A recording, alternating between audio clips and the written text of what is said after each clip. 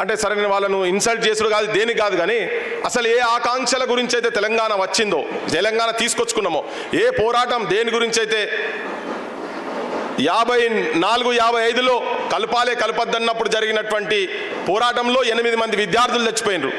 దాని తర్వాత 1968 ఉద్యమం, మాదన్న మాకి రాజన్న దేవుడా అంతకన్నా మేము అడిగేది లేదు రాని 48లో గొంతెత్తిండు. ఈ పోరాటాలు నడుస్తూనే ఉన్నాయి.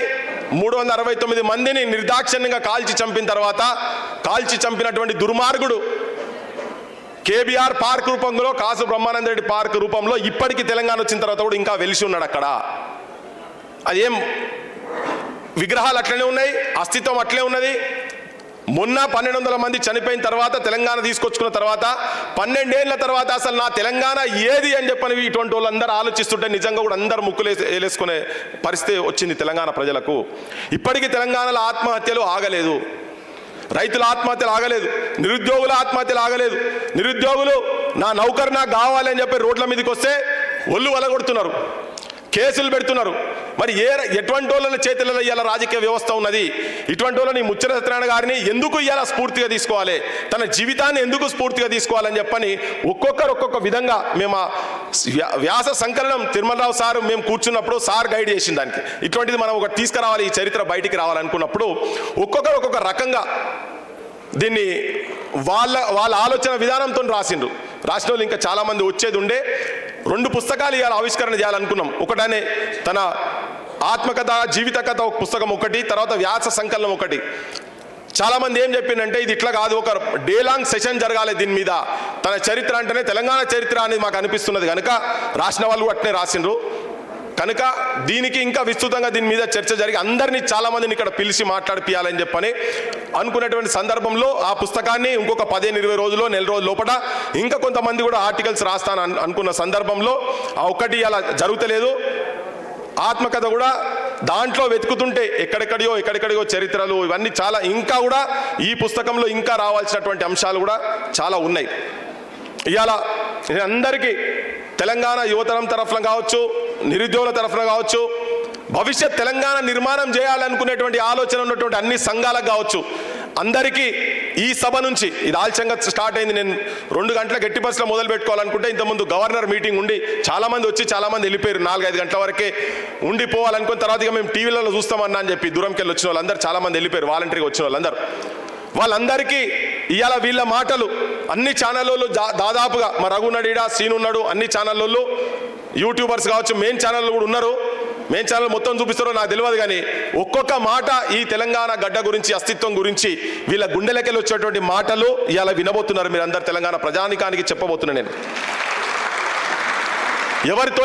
ఎవరిని మాట్లాడించినా కానీ ఈ త్యాగాలు జరిగిన తర్వాత కూడా ఎందుకు నా తెలంగాణ అస్తిత్వం ఆత్మగౌరవంతో ఎందుకు లేదు అనేది ఒక ప్రశ్న వీళ్ళందరి లోపల ఉన్నది, నా లోపల కూడా ఉన్నది. ఒక సంఘర్షణ, ఒక ఆవేదన, ఒక ఆందోళన. ఏమైతున్నది తెలంగాణకి, ఏమైతున్నది అస్తిత్వాన్ని కోల్పోతున్నది నా తెలంగాణ అనేది, ఒక ప్రమాదకరమైన పరిస్థితులకు తెలంగాణ పోతున్నది అనేది అందరి అభిప్రాయంగా ఉండి ఈ సందర్భంలో ఇప్పుడు ఈ నిమిషంలో అసలు ఈ జీవితం ఏంటిది, ముచ్చల సత్యనారాయణ గారి జీవితం ఏంటిది, దాంతోనే యువతరం కావచ్చు, సంఘాలు కావచ్చు, రాజకీయాలు చేసేటువంటి కావచ్చు, తెలంగాణ అస్తిత్వం గురించి కొట్లాడేటువంటి వాళ్ళు కావచ్చు, అందరూ ఏం పాఠాలు నేర్చుకోవాలని దాంట్లో ఇవాళ అందరు ఆర్టికల్స్ వస్తాయి. దాదాపు అవి మిగతా కూడా వస్తాయి, పత్రికలలో ప్రచురితమైనవి. దాదాపు 12 ఆర్టికల్స్ ఉన్నాయి. ఒక్కొక్కరు ఒక్కొక్క కోణంలో చూసి ఒక్కొక్క కోణంలో మా అన్న రమేష్ బాబు అన్న రాసుకుంటా చెప్తాడనిలా, అరే ఇప్పటిదాకా మనము తప్పు చేసినాం అంటే మనకే తెలియదు చరిత్ర అని చెప్పని ఈ వచ్చే యువతరానికి ఆత్మవిశ్వాసంతో ఆత్మహత్యల సైడ్ పోకుండా ఒక సైనికుల లెక్క ఎట్లా కొట్లాడను అనే దాన్ని ఈ మీటింగ్ ప్రధానమైన ఉద్దేశంగా ఏం కొట్లాట, ఎక్కడి నుంచి ఏ కోణాల నుంచి వచ్చి బాల్యం గురించి కావచ్చు, మా వినాయక్ రెడ్డి సార్ తన బాల్యం ఎట్లా ఉండే ఏం సంగతి అంటే ఒక్కొక్కరు ఒక అనుభవాలు ఉన్నాయి ఇలా చెప్పేటోళ్ళందరి.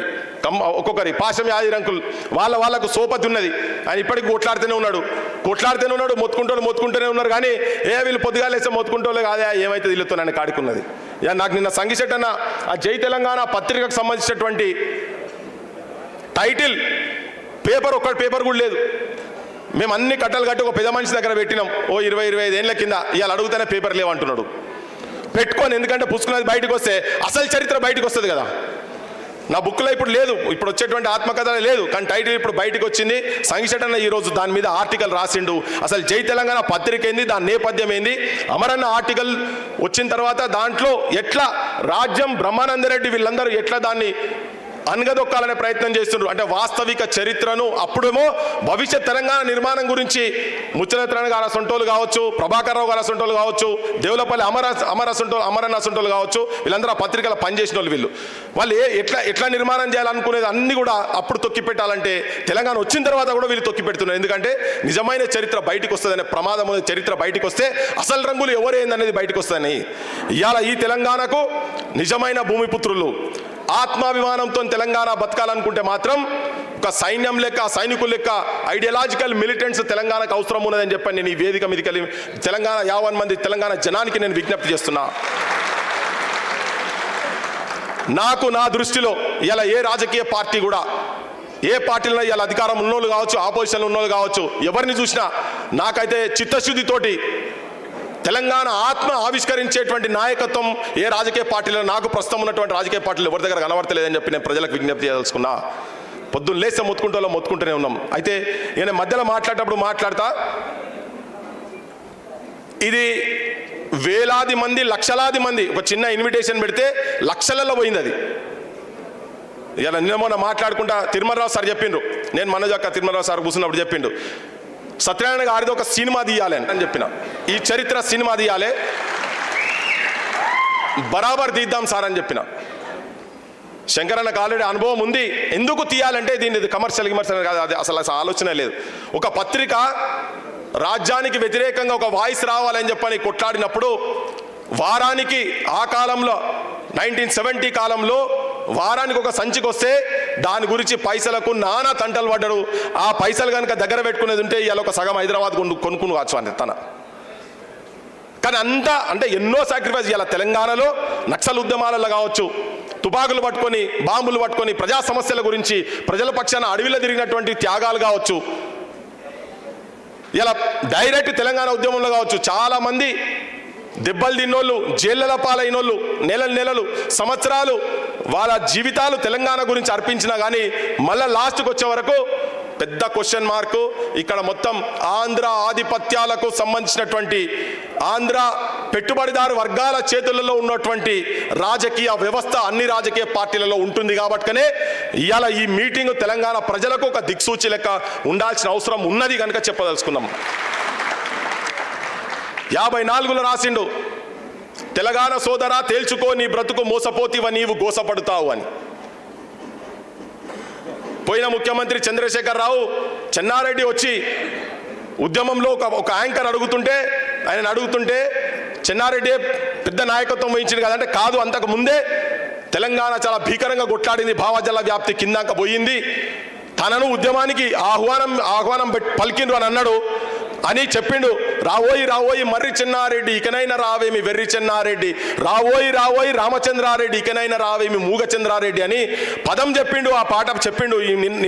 నాకు నిన్న రాత్రి దొరికింది అది. మా వాళ్ళంతా వెంకటంతా చూస్తుంటే దొరికింది అది. అది పెడితే లక్షల మందికి పోయింది. కానీ చెప్పే క్రమంలో ఒక్కసారైనా కనీసం ఇది ముచ్చలెత్తనగా గారు రాసిందని మాత్రం చెప్పలే. ఆ దుర్మార్గు నోట్లకి ఆ పదం రాలే. ఇవాళ అంటే అటువంటి నిజమైన చరిత్రలు ఇవాళ జై తెలంగాణ పత్రిక వస్తే అందరు రంగులు బయటపడతాయి. ఇంకా చాలా మంది ఉన్నారు, అన్సంగ్ హీరోస్ చాలా మంది ఉన్నారు కదా. ఈ స్థాయిలో ఉన్నా ఉండకపోయినా వాళ్ళ స్థాయిలో వాళ్ళు చేసినటువంటి వాళ్ళు చాలా మంది ఉన్నారు. రాజమండ్రి జైల్లో పోయినటువంటి వాళ్ళు ఉన్నారు చాలా మంది. మా గోపాల్ కిషన్ సారాస్ ఉంటోళ్ళు పత్రికా